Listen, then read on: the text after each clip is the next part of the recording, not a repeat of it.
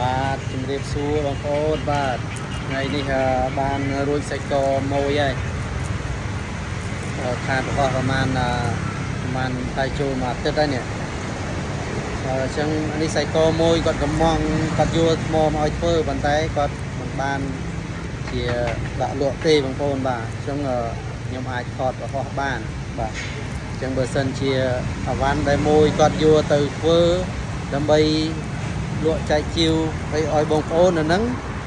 ខ្ញុំក៏អត់មានសិទ្ធិនឹងប្រកបរបស់គាត់ដែរបាទអញ្ចឹងនេះគាត់ធ្វើចែកកូនសិស្សរបស់គាត់អញ្ចឹងខ្ញុំអាចប្រកបរបស់គាត់បានបាទសូមគាត់ប្រកបបាន